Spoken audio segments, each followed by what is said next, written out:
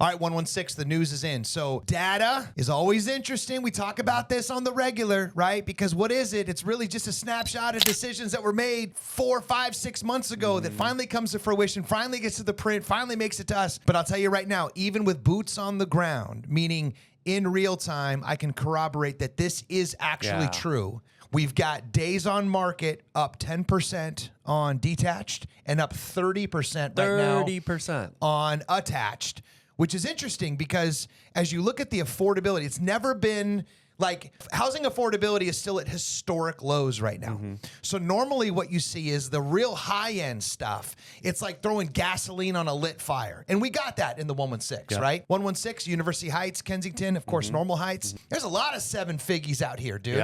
You're getting into the tall 7 figgies out here. And so normally you'd be like, oh, everybody's stock accounts getting plummeted. Oh, like economy ain't doing that good. Oh. You know, and then so it's like the top end you would think would suffer and you'd be like, oh, well, now it's going to be where the bottom end's going to take off. We're not seeing that. This is not like a nuanced market where it's like sellers are winning, buyers aren't. Buyers are winning, sellers aren't. Top of market's off, bottom, right? Everybody right now is inside the crunch. And so what we're noticing is the shift is starting to occur of that baton being handed from the sellers over to the buyer market to where they're starting to now get a chance to negotiate. If you're a buyer, that's a good thing. If you're a seller, you're looking around your shoulder asking yourself, crap, did I miss it by waiting until 25? Yeah, 4 more signs on your block when you wake up in the morning, right? That's right. And you referenced something about interest rates and people holding on. So what if you're not in the buyer market? What if you're not in the seller market and you're sitting on your own house and you're thinking, hey, I got all this equity appreciation. What am I going to do? How am I going to grab it? Right. Well, let me pause you because, you know, normal cycles of markets are usually about 7 years. And it depends if it was your first home or you're like your trophy home or whatever. You know, obviously, if it's the sooner home, you're out of there a little quicker. But like life doesn't stop changing. Yeah. Your kids don't stop coming. Right? Like the space doesn't stop becoming less and less replete. And so it's either you're moving, but if this isn't the market where you feel like you're going to be able to move, what do you do? Yeah, right. And so that's the conversation we're having sometimes with some folks who say, look, I don't want to buy or sell. I'm kind of stuck where I am. I've got this killer interest rate. What do I do? How do I improve my home? Hey, I'm going to add on. Great. That's a good example. So how am I going to get the cash? How am I going to reap the benefit? Tends to be HELOCs or second loans right now because people are afraid to touch their first loan. Now, this is a great idea, and it works for a lot of people, but you have to be very careful. And the thing I want to point out is the cyclical nature of this. We've seen it before, doing this long enough that we've seen these cycles come through. What happens, you got a good rate on the first. You don't want to touch it. You get into a second. It's interest only. You don't pay principal. Next thing you know, you got a loan you can't deal with. So you have to by the way, the rates on that are nowhere close to your 3 that you got. That's right. It's more like what? 8, 9. Right. Yeah.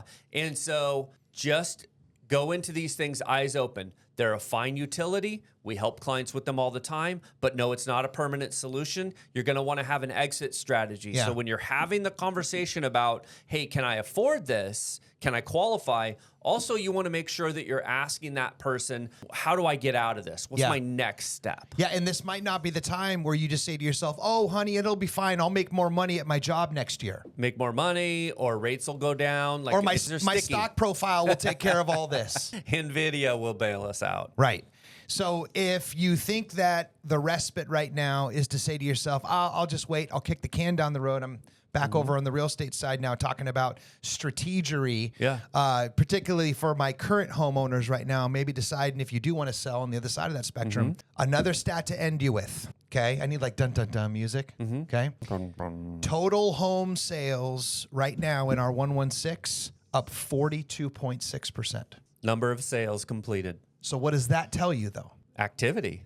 Right, but what kind of activity? I'm not sure what you're asking. Well, normally, most people just say, oh, my home's worth a little less than it was last year. I'll just wait. I'll sell a few years later because prices are still going up. Well, that's been a respite that we've been able to lean on for a long time. And if all of this market activity is starting to spike while the numbers are going down, that's more and more data points to suggest that your home is not going to be worth as much tomorrow as it is today.